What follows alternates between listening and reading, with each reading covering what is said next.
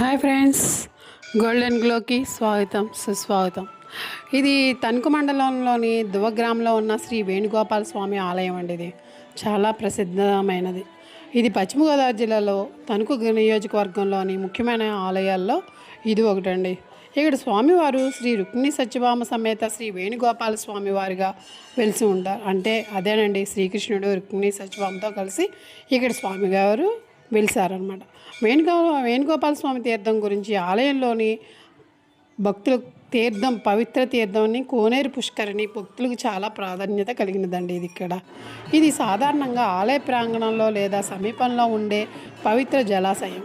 ఇక్కడ తీర్థాన్ని స్నానం చేసి లేదా తాగి భక్తులు ఆశీస్సులు పొందుతూ ఉంటారు. భక్తులు స్వామివారి ఆశీస్సులు పొందుతూ ఉంటారు. ముఖ్యంగా తీర్థ కళ్యాణ మహోత్సవాల సందర్భంగా ఈ తీర్థం బాగా ప్రసిద్ధి చెందిందండి. ఆలయంలో ప్రతి సంవత్సరం దివ్య తీర్థ కళ్యాణ మహోత్సవాలు వైభవంగా జరుగుతాయి ఈ దువ్వగ్రామంలో. ఇందులో స్వామివారి కళ్యాణం అంటే వివాహ మహోత్సవం, రథోత్సవం, పొన్న వాహనోత్సవం, గరుడు వాహనోత్సవం మొదలైనవి జరుగుతాయి. ఈ 2025, 2026 సంవత్సరాల్లో కూడా ఈ ఉత్సవాలు చాలా ఘనంగా జరిగాయండి. రథోత్సవం సమయంలో భక్తులు భారీ సంఖ్యలో పాల్గొన్నారు. నిన్న అయిందండి రథోత్సవము. ఇది కన్నుల పండుగగా జరిగింది. చారిత్రక నేపథ్యం ఏంటంటే, ఆలయ చారిత్రక ప్రాముఖ్యత కలిగి ఉంది. పూర్వకాలంలో ఈ ప్రాంతాన్ని దూర్వాసపురం అని పిలిచేవారట. దువ్వ అనేది దాని సంక్షిప్త రూపం అన్నమాట. శ్రీ వేణుగోపాల స్వామి వారి ఆవిర్భావం గురించి స్థానిక చరిత్రలో వివరాలు ఉన్నాయి. 1649 సంవత్సరం ముందు సంబంధించిన కథలు కూడా ఉన్నాయంటండి. ఈ ఆలయం తణుకు చుట్టుపక్కల గ్రామాల్లో భక్తులకు ఇష్టమైన క్షేత్రం అండి. ఇది ఇటీవల కాలంలో ఆలయంతో పాటు శ్రీ దానేశ్వరి అమ్మవారి ఆలయం కూడా పునఃప్రతిష్ఠ జరిగిందండి. మీరు దుబ్బలోని ఈ తీర్థం దగ్గరికి వెళ్ళాలనుకుంటే ఆలయంలో ఉత్సవాల సమయంలో వెళ్తే మరింత ఆధ్యాత్మిక అనుభూతి కలుగుతుంది.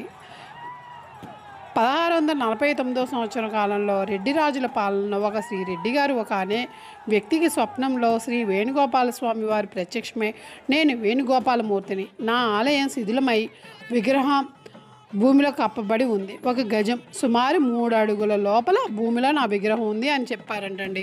ఆయన ఆదేశానుసారం తవ్వకాలు జరిపి విగ్రహాన్ని కనుగొన్నారు.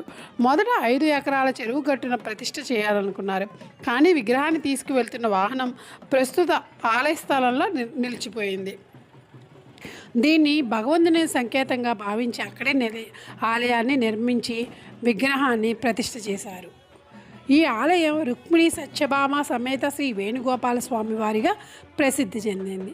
ప్రతి సంవత్సరం ఇక్కడ బ్రహ్మోత్సవాలు, కళ్యాణోత్సవాలు, రథోత్సవాలు ఘనంగా జరుగుతాయి. 2023లో శ్రీరామనవమి ఉత్సవాల సమయంలో ఆలయంలో అగ్ని ప్రమాదం జరిగినప్పటికీ ఎలాంటి ప్రాణ నష్టం కూడా జరగలేదని, ఇక్కడ భక్తులు సురక్షితంగా ఉన్నారని చెప్తారు. ఈ చరిత్ర ఆలయాన్ని మరింత పవిత్రంగా చేస్తుంది. భక్తులు ఇక్కడికి వచ్చి స్వామివారిని దర్శనం చేసుకుంటే మనశ్శాంతి, ఆశీస్సులు లభిస్తాయని ఇక్కడ భక్తుల నమ్మకం అండి. సప్తాహిక కళ్యాణ మహోత్సవం అంటే సప్తాహ ఉత్సవాలండి. 7 రోజుల పాటు వివిధ పూజలు, హోమాలు, అర్చనలు జరుగుతాయి. ఇందులో స్వామివారి కళ్యాణం ప్రధాన ఆకర్షణ. తీర్థ కళ్యాణ మహోత్సవం, ఆలయ తీర్థం, పుష్కరిణిలో స్నానం, పవిత్ర జలాలతో పూజలు, భక్తులు తీర్థ స్నానం చేసి ఆశీస్సులు పొందుతారు. ఇది ఉత్సవాల ముఖ్య భాగం. రథోత్సవం, స్వామివారిని భక్తుల భారీ రథంలో ఊరేగిస్తారు. గ్రామంలో రథ ఊరేగింపు చాలా ఘనంగా జరుగుతుంది. భక్తుల రథాన్ని లాగుతూ భక్తి పాటలు పాడుతారు. పొన్నవాహనోత్సవం సాయంత్రం లేదా రాత్రి జరిగే ఉత్సవం. స్వామివారిని బంగారు వెండి వాహనంలో ఊరేగిస్తారు. దీపాలు, సంగీతం, భక్తి గానాలతో వైభవంగా ఉంటుంది. ఇతర ఉత్సవాలు ఏంటంటే ధ్వజారోహణం, గరుడ వాహనోత్సవం, చక్ర స్నానం మొదలైనవి కూడా జరుగుతాయండి.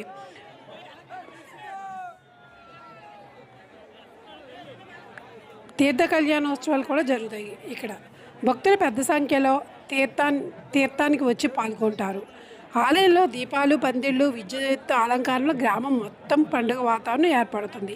ఈ ఉత్సవాల సమయంలో గ్రామంలో భక్తి, ఆనందం, సాంప్రదాయ సంగీతం, అన్నదానం మొదలైనవి జరుగుతాయి. భక్తులు ఇక్కడికి వచ్చి స్వామివారి దర్శనం, తీర్థస్నానం చేస్తే మనశ్శాంతి, సౌభాగ్యం లభిస్తాయని ఇక్కడ భక్తుల విశ్వాసం అండి, నమ్మకం కూడా. మీరు మీకు ఈ వీడియో నచ్చినట్టయితే లైక్ చేసి షేర్ చేయండి. Thank you.